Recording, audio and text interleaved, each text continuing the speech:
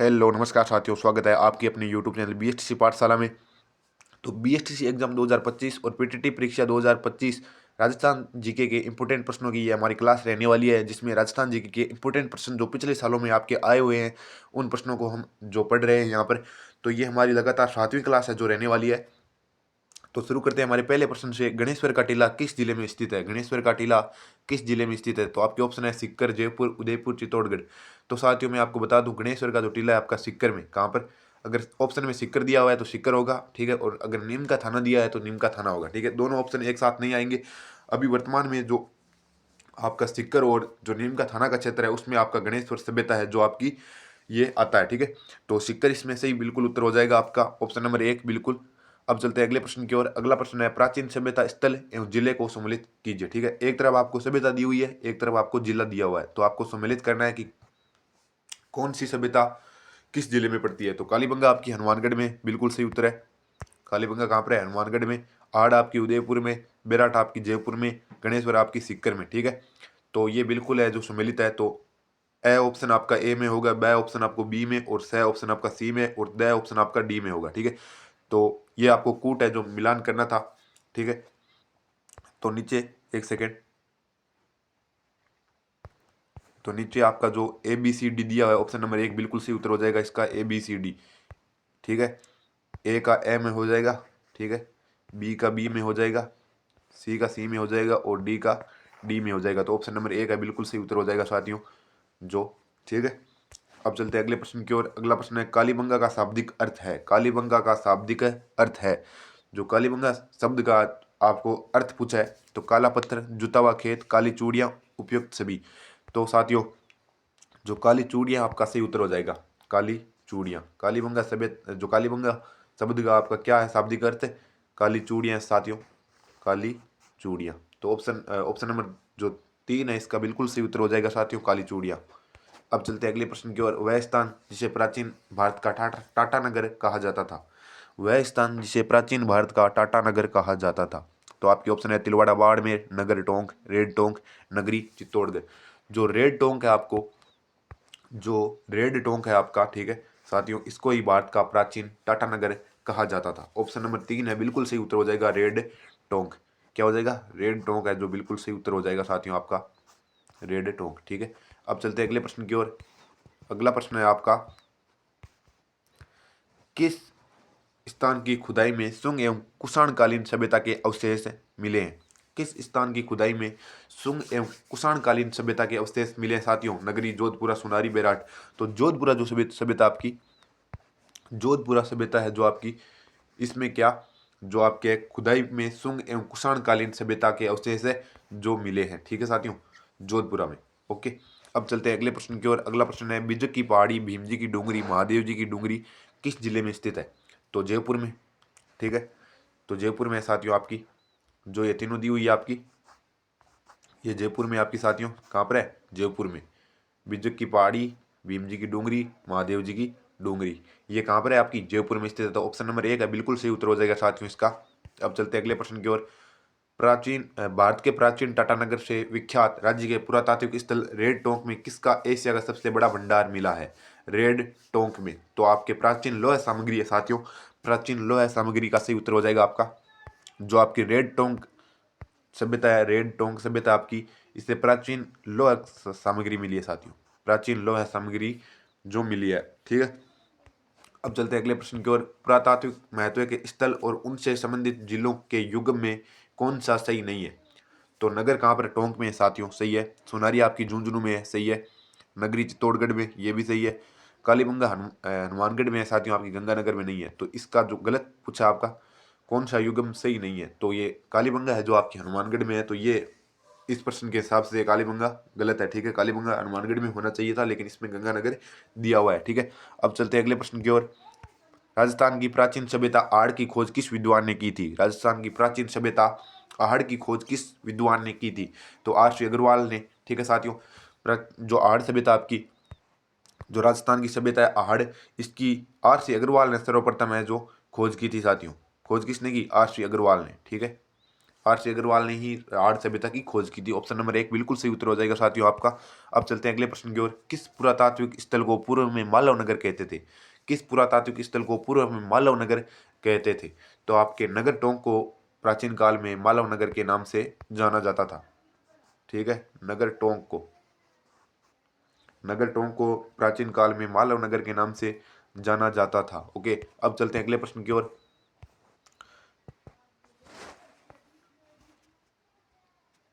इनमें से कौन सा नृत्य भील जनजाति का नहीं है?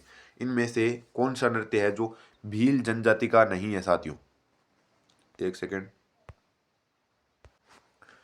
अगला प्रश्न आपका, इनमें से कौन सा नृत्य भील जनजाति का नहीं है? तो ऑप्शन है गेर, गौरी, गौर, द्विचक्री। जो गौर नृत्य आपका ये भील जनजाति का नहीं है। शेष तीनों जो बचे हैं आपके साथियों, शेष जो तीनों बचे हैं द्विचक्री, गौरी और गेर, ये तीनों भील जनजाति के जो नृत्य हैं। ठीक है, लेकिन गौर जो नृत्य है ये भील जनजाति का नहीं है। तो ऑप्शन नंबर 3 है इसका बिल्कुल सही उत्तर हो जाएगा साथियों। अब चलते हैं अगले प्रश्न की ओर। राजस्थान का राज्य लोक नृत्य है, राजस्थान का राज्य लोक नृत्य है घूमर, गरबा, यक्षगान, पंडवानी। तो जो घूमर नृत्य है साथियों आपका, जो घूमर नृत्य क्या, घूमर जो नृत्य है आपका ये राजस्थान का लोक नृत्य है। ठीक है, घूमर नृत्य क्या है? राजस्थान का लोक नृत्य है। अब चलते हैं अगले प्रश्न की ओर। निम्न में से गुज्जरों से संबंधित नृत्य कौन सा है? निम्न में से जो गुज्जर जाति आपकी, गुज्जर जाति से संबंधित नृत्य कौन सा है? चरी, रतवई, ज्वारा, घूमर। तो जो चरी नृत्य है साथियों आपका ये गुज्जरों से संबंधित है। जो गुज्जर जाति आपकी, इससे संबंधित कौन सा नृत्य है? चरी नृत्य। से सभी तीनों जो नृत्य है ये गुज्जर से संबंधित नहीं है। अब चलते हैं अगले प्रश्न की ओर। अगला प्रश्न है, किस नृत्य में ग्राह्य पुरुष भाग नहीं लेते? किस नृत्य में ग्राह्य पुरुष भाग नहीं लेते? गौर, वालर, कूद, लूर। तो इसका सही उत्तर हो जाएगा साथियों लूर। जो लूर नृत्य है इसमें ग्राह्य पुरुष है, जो केवल महिलाएं भाग लेती है, पुरुष जो नहीं लेते। ठीक है भाग। ओके, तो लूर नृत्य नहीं है बिल्कुल। तो ऑप्शन नंबर 4 है इसका बिल्कुल सही उत्तर हो जाएगा साथियों। अब चलते हैं अगले प्रश्न की ओर। अलवर क्षेत्र की मेव महिलाओं द्वारा किया जाने वाला नृत्य कौन सा है? अलवर क्षेत्र की मेव महिलाओं द्वारा किया जाने वाला कौन सा नृत्य है? मेव महिलाओं द्वारा। ठीक है, अलवर क्षेत्र की जो कौन सा नृत्य है वो मेव महिलाओं द्वारा नहीं, मेव महिलाओं द्वारा किया जाने वाला नृत्य है। तो रतवई, क्या रतवई है साथियों आपका? जो रतवई नृत्य है ये अलवर क्षेत्र की मेव महिलाओं द्वारा किया जाने वाला नृत्य है आपका। ठीक है, अब चलते हैं अगले प्रश्न की ओर। इनमें से शेखावटी नृत्य कौन सा नहीं है? शेखावटी नृत्य कौन सा नहीं है? तो आपके ऑप्शन है गीदड़, बम, चंग, ढप। तो सही उत्तर क्या हो जाएगा साथियों आपका? सही उत्तर फटाफट से कमेंट बॉक्स में। तो मैं आपको बता दूं साथियों, जो गीदड़ नृत्य है ये आपका शेखावटी क्षेत्र से संबंधित है। बम नृत्य भी है, सॉरी बम नृत्य नहीं है, चंग नृत्य और डप नृत्य। जो बम नृत्य है ये अलवर भरतपुर का है। ठीक है, ये बम नृत्य जो है आपका अलवर भरतपुर क्षेत्र का प्रसिद्ध नृत्य है। शेखावटी क्षेत्र का जो गीदड़ है, चंग है, ढप है, ये तीनों जो तीन है वो आपकी शेखावटी क्षेत्र से प्रचलित है। लेकिन जो बम नृत्य है आपका ये भरतपुर और जो आपका अलवर भरतपुर क्षेत्र से जो संबंधित है। ठीक है, अब चलते हैं अगले प्रश्न की ओर। गुलाबों का संबंध किस नृत्य से है? गुलाबों का संबंध, नृत्यांगना गुलाबों का संबंध किस नृत्य से है? तो आपको मैं बता दूं साथियों, आपका जो कालबेलिया नृत्य है इनका संबंध है जो गुलाबों का कालबेलिया नृत्य से है साथियों। ऑप्शन नंबर 4 है बिल्कुल सही उत्तर हो जाएगा कालबेलिया नृत्य। ठीक है, अब चलते हैं अगले प्रश्न की ओर। पैटर्न बनाने की कला के लिए कौन सा नृत्य प्रसिद्ध है? पैटर्न बनाने की कला के लिए कौन सा नृत्य है जो प्रसिद्ध है? तो कच्छी घोड़ी। क्या साथियों? कच्छी घोड़ी है जो नृत्य आपका ये पैटर्न बनाने की कला से जो प्रसिद्ध है, पैटर्न बनाने की कला से संबंधित है। ठीक है, अब चलते हैं अगले प्रश्न की ओर। रमत लोकनाट्य शैली का प्रारंभ किस जिले से हुआ? तो रमत आपका लोकनाट्य इसका आरंभ पूछा है कि कहाँ से इसकी शुरुआत हुई। ठीक है, तो आपके ऑप्शन है जोधपुर, जैसलमेर, जयपुर, उदयपुर। ठीक है, तो इसका सही उत्तर हो जाएगा साथियों जैसलमेर। क्या सही उत्तर हो जाएगा साथियों? जैसलमेर है जो बिल्कुल सही उत्तर हो जाएगा जैसलमेर। ओके, अब चलते हैं अगले प्रश्न की ओर। राजस्थान में तमाशा नाट्य शैली के विकास में किसका योगदान स्तुत्य है? ठीक है, याद रखने के लायक है। ठीक है, तो राजस्थान में तमाशा नाट्य शैली के विकास में किसका योगदान स्तुत्य है? तो बंशीधर भट्ट का जो नृत्य है आपको साथियों, बंशीधर भट्ट का जो नृत्य है, नाट्य है, एक सेकंड सॉरी, थोड़ा नृत्य का बता दिया मैंने। लेकिन राजस्थान में तमाशा नाट्य शैली के विकास में किसका योगदान? बंशीधर भट्ट का योगदान जो है वो स्तुत्य है। ठीक है, Banshidhar Bhatt. Okay, option number 1 है जो बिल्कुल सही उत्तर हो जाएगा साथियों बंशीधर भट्ट। अब चलते हैं अगले प्रश्न की ओर। स्वांग लोक नाट्य कला को विश्व स्तर पर पहचान किसने दिलाई? स्वांग लोक नाट्य होता है आपका इसको अंतर्राष्ट्रीय स्तर पर, विश्व स्तर पर जो पहचान दिलाने वाले आपके साथियों जानकीलाल भांड, क्या जानकीलाल भांड है जो, इन्होंने स्वांग स्वांग जो लोक नाट्य आपका, इसको विश्व स्तर पर आपकी जो प्रसिद्धि है वो दिलवाई। ठीक है, अब चलते हैं अगले प्रश्न की ओर। सारंगी, नफरी, नगाड़ा, मंजीरा किस लोक नाट्य शैली के प्रमुख वाद्य यंत्र है? वाद्य है। सारंगी, नफरी, नगाड़ा, मंजीरा किस लोक नाट्य शैली के प्रमुख वाद्य है? तो आपके जो स्वांग है, ये स्वांग, नौटंकी, भवाई, इन तीनों के है जो ऊपर वाद्य यंत्र दिए हुए हैं, सारंगी, नफरी, नगाड़ा, मंजीरा। तो स्वांग में भी काम लेते हैं, नौटंकी में काम लेते हैं, भवाई में भी काम लेते हैं। ठीक है, तो इन तीनों जो आपके नाट्य है, इनमें सारंगी, नफरी, नगाड़ा, मंजीरा का उपयोग किया जाता है। तो उपयोग सभी है, जो बिल्कुल सही उत्तर हो जाएगा। ठीक है, अब चलते हैं अगले प्रश्न की ओर। कमाइचा का संबंध निम्न में से किस जाति से है? कमाइचा का संबंध निम्न में से किस जाति से है? कमाइचा जो आपका वाद्य यंत्र है, मैं आपको बता दूं, मांगणियार जो जाति के लोग हैं, ये कमाइचा का उपयोग करते हैं आपके साथियों। जो मांगणियार जाति के लोग जो है, ये कमाइचा वाद्य यंत्र का प्रयोग करते हैं। ठीक है, मांगणियार के। तो ऑप्शन नंबर 1 है बिल्कुल सही उत्तर हो जाएगा साथियों। अब चलते हैं अगले प्रश्न की ओर। राजस्थान में भोपों का मुख्य वाद्य यंत्र, राजस्थान में भोपों का मुख्य वाद्य यंत्र रावण हत्ता है साथियों आपका। बिल्कुल रावण हत्ता है जो आपका भोपों का प्रमुख वाद्य यंत्र है। ठीक है, अब चलते हैं अगले प्रश्न की ओर। निम्न में से किस नृत्य का प्रमुख वाद्य यंत्र नगाड़ा होता है? निम्न में से किस नृत्य का प्रमुख वाद्य यंत्र नगाड़ा होता है? तो ऑप्शन है गेर नृत्य, ढोल नृत्य, गींदड़ नृत्य, अग्नि नृत्य। तो जो आपका गींदड़ नृत्य है, इसमें जो मुख्य वाद्य यंत्र आपका ढोल होता है साथियों। और गींदड़ नृत्य कहाँ का प्रसिद्ध है? शेखावाटी क्षेत्र का साथियों।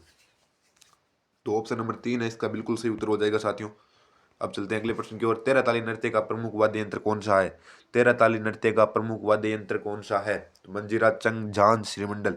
तो मंजीरा जो आपका साथियों, मंजीरा जो आपका है तेरह ताली नृत्य का क्या है? प्रमुख वाद्य यंत्र है मंजीरा। ओके, अब चलते हैं अगले प्रश्न की ओर। मंदिरों तथा राजा महाराजाओं के महलों के मुख्य द्वार पर बजाए जाने वाला वाद्य यंत्र है? मंदिरों तथा राजा महाराजाओं के महलों के मुख्य द्वार पर बजाए जाने वाले कौन सा वाद्य यंत्र है आपका? नौबत। ठीक है ना साथियों, नौबत है जो आपका, ये राजा महाराजाओं और मंदिरों के जो मुख्य द्वार है वहां पर बजाए जाते हैं। ठीक है, अब चलते हैं अगले प्रश्न की ओर। अली बख्शी ख्याल गायक सर्वाधिक प्रचलित है? अली बख्शी ख्याल गायकी, क्या अली बख्शी ख्याल गायकी सर्वाधिक प्रचलित है? तो आपकी अलवर में साथियों, अलवर सही उत्तर हो जाएगा इसका। जो अली बख्शी ख्याल है, अली बख्शी ख्याल जो गायकी आपकी, ये सर्वाधिक आपकी अलवर जिले में प्रचलित है। ठीक है, अब चलते हैं अगले प्रश्न की ओर। राजस्थान में सर्वप्रथम किस रियासत ने सती प्रथा को गैर कानूनी घोषित किया? तो बूंदी है, जो राजस्थान की बूंदी रियासत थी, इन्होंने सती प्रथा को सर्वप्रथम है जो गैर कानूनी घोषित किया साथियों। ऑप्शन नंबर 4 है जो सती प्रथा को सर्वप्रथम किसने गैर कानूनी घोषित किया? तो बूंदी बिल्कुल है, सही उत्तर हो जाएगा साथियों आपका। अब चलते हैं अगले प्रश्न की ओर। राज दरबार में राज दरबार में पंक्तिबद्ध तरीके से बैठने की रीति को कहा जाता है? राज दरबार में आपने कई, जब आपने देखा होगा प्राचीन सीरियल है जो कोई, ठीक है, या राजा महाराजा, जो भी आजकल फिल्मों में या कहीं भी आपने देखा होगा कि राज दरबार में पंक्तिबद्ध तरीके से लोग बैठते थे, तो उनको क्या कहा जाता था? तो मिसल कहा जाता था। इस रीति को क्या, मिसल कहा जाता था। ठीक है ना, राज दरबार में पंक्तिबद्ध तरीके से बैठने की रीति को क्या कहा जाता था? मिसल। ऑप्शन नंबर 1 है बिल्कुल सही उत्तर हो जाएगा आपका। कौन सा युग्म असंगत है? कौन सा युग्म असंगत है? ठीक है साथियों, तो पुष्वन, क्या पूछा है? पुंसवन, गर्भ शिशु को पुत्र रूप देने की याचना। तो ये जो पुष्वन शब्द है, इसका अर्थ क्या होता है साथियों? गर्भ शिशु को, जब बच्चा अपनी माँ की कोख में होता है, तो उसको पुत्र रूप देने की याचना को क्या कहते हैं? पुष्वन। उपनयन, उपनयन का मतलब शिक्षा आरंभ हेतु गुरु सानिध्य में भेजने पर। ठीक है, ये सही है।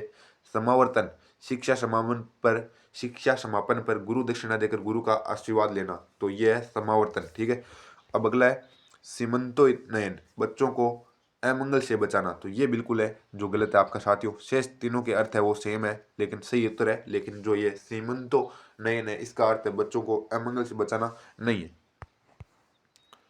अगला प्रश्न है आपका। आदिवासी लोगों में लीला मौर्य संस्कार किससे संबंधित है? आदिवासी लोगों में लीला मौर्य संस्कार किससे संबंधित है? तो आदिवासियों में लीला मौर्य आपका विवाह से संबंधित है साथियों, विवाह से संबंधित है। ओके, अब चलते हैं अगले प्रश्न की ओर। शिशु के पहले तीसरे वर्ष में सिर के बाल पहली बार कटवाए जाते हैं, ये प्रथा कहलाती है।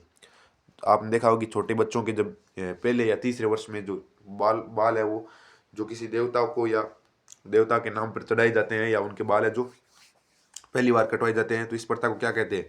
तो चूड़ाकर्म, झड़ूला, मुंडन, ये तीनों ही इसके अलग अलग नाम है आपके साथियों।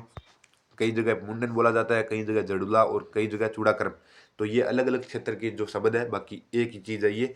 शिशु के पहले या तीसरे वर्ष में सिर के बाल पहली बार कटवाए जाते हैं, उस प्रथा को क्या कहते हैं? चूड़ाकर्म, झड़ूला, मुंडन। तो तीनों उत्तर है जो आपके सही है। अब चलते हैं अगले प्रश्न की ओर। कौन सा संस्कार मनुष्य जीवन का अंतिम संस्कार माना जाता है? तो आपके ऑप्शन है गर्भाधान, तो गर्भाधान नहीं है, पिंडदान ये भी नहीं है, अंत्येष्टि ये बिल्कुल सही उत्तर हो जाएगा साथियों, और श्राद्ध भी नहीं है। तो अंत्येष्टि जो आपका है ये मनुष्य जीवन का अंतिम संस्कार है माना जाता है। मनुष्य जीवन का अंतिम संस्कार किसको? अंत्येष्टि को। ठीक है, अब चलते हैं अगले प्रश्न की ओर। किस संस्कार के पश्चात ब्रह्मचर्य श्रम की शुरुआत होती है? ब्रह्मचर्य श्रम की जो आपकी शुरुआत है, क्या पूछा है?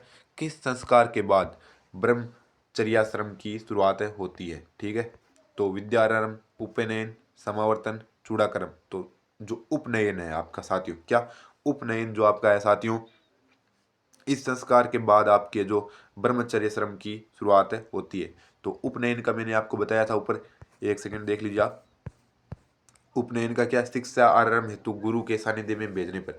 जो गुरु के सानिध्य में भेजने के बाद में जो आपका क्या हो जाता है, इसमें क्या दिया हुआ है, जो आपका है ब्रह्मचर्य की शुरुआत है, ब्रह्मचर्याश्रम की शुरुआत होती है। ठीक है, अब चलते हैं अगले प्रश्न की ओर। डूंगरसाई ओढ़नियां कहाँ की प्रसिद्ध है? डूंगरसाई ओढ़नियां कहाँ की प्रसिद्ध है?